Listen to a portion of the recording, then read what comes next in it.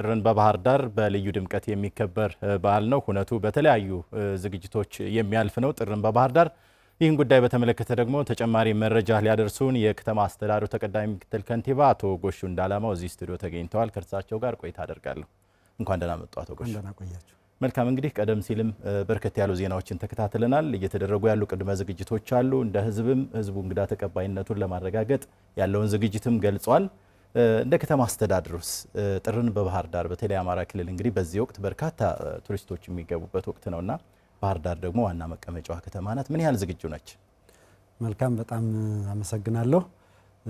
ጥርን በባህር ዳር እንግዲህ በዚህ ዓመት የሚጀመር ብቻ ሳይሆን ቀደም ብሎም በተከታታይ ዓመታት የተጀመረ እንደ ከተማ አስተዳደር የከተማ አስተዳደሩ በባለቤትነትም እየመራ ያለ ይህንን ወር ባህር ዳርን አማራ ክልልን የማስተዋወቅና በተለይ ደግሞ ባህር ዳር ከተማ የቱሪዝም ከተማ በመሆኗ የቱሪዝም ከተማነቷን የበለጠ የምናስተዋወቅበት ወይም ፕሮሞት የምናደርግበት ጊዜ አድርገን ነው ታቅዶ እየተመራ ያለው።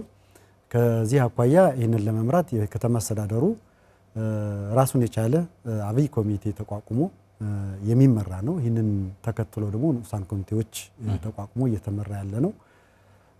እንግዲህ ጥርን በባህር ዳር ስናከብር ቤዚካሊ ባህር ዳር ከተማ ላለፈው 1-2 ዓመት የነበረውን አጠቃላይ ክልላዊ ወቅታዊ ሁኔታ ተነስቶ የቱሪዝም መቀዛቀዝ፣ የኢንቨስትመንት መቀዛቀዝ እንደ ክልል የታየበት ከተማ አስተዳደሩም በተመሳሳይ ይሄው ሁኔታ የተንጸባረቀበት በመሆኑ የዚህ ዓመት የጥርን በባህር ዳር ስናከብር የመጀመሪያውና ዋናው መልእክት ለዓለም ሕዝብ ማስተላለፍ የምንፈልገው ለወዳጆቻችን ለባህር ዳር ከተማ ተወላጆች በአጠቃላይም ለሀገራችን ሕዝቦችም ጭምር የምናስተላልፈው ባህር ዳር ከተማና አካባቢው ሰላም ነው።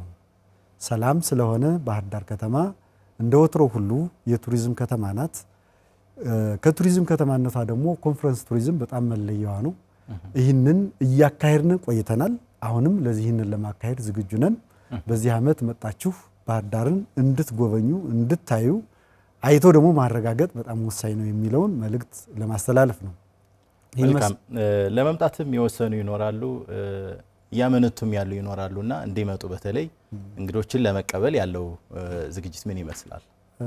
አሁን በዋነኝነት የእንግዶችን ለመቀበል የከተማ አስተዳደሩ በቂ ቅድመ ዝግጅት አድርገናል።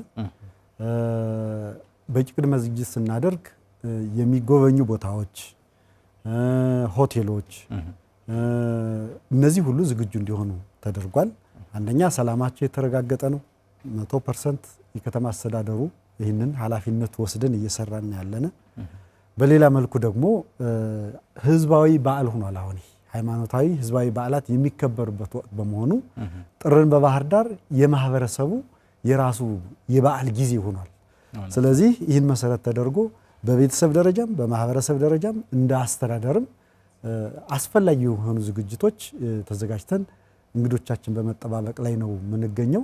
እንዲያውም በዚህ ዓመት ለየት ባለ መልኩ 10 ዘመናዊ ኤሌክትሪክ ባሶችን ለጥምቀት በዓል አሁን ለማዘጋጀት እየተጓጓዙ ነው ያሉት። ይህንና ሌሎች ጉዳዮችን ትራንስፖርት ችግሩ ይቀርፋል ማለት ነው። ችግሩም 100% እንቀን በሚባል ደረጃ ባንቀንስም ችግሩን በሚፈታ ከሆነ ከተማ አስተዳደሩ እየተዘጋጀ ነው።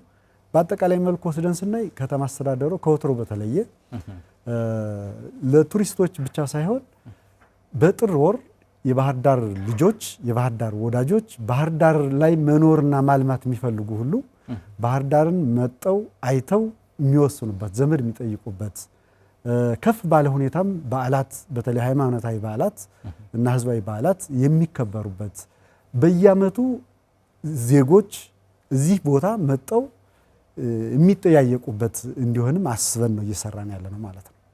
በተለይ ከበዓል ውጭም ቢሆን ባህር ዳር የቱሪስት መዳረሻ ከተማ እንድትሆን ከማድረግ አኳያም ያሉ ስራዎችን ባጭሩ። አዎ፣ ባህር ዳር ከተማ የቱሪስት ሀብ እንድትሆን ተደርጎ ነው እየተሰራ ያለው። ከአዲስ አበባ የሚመጣ ቱሪስት ባህር ዳር እንዲያርፍ ባህር ዳር ላይ ቆይታውን ሊያራዝሙ የሚችሉ ዘመናዊ ሆቴሎች እየተሰሩ ነው ያሉት። አስጎብኝ ድርጅቶቻችን በቂ ስልጠና እንዲያገኙ እየተደረጉ ነው ያሉት።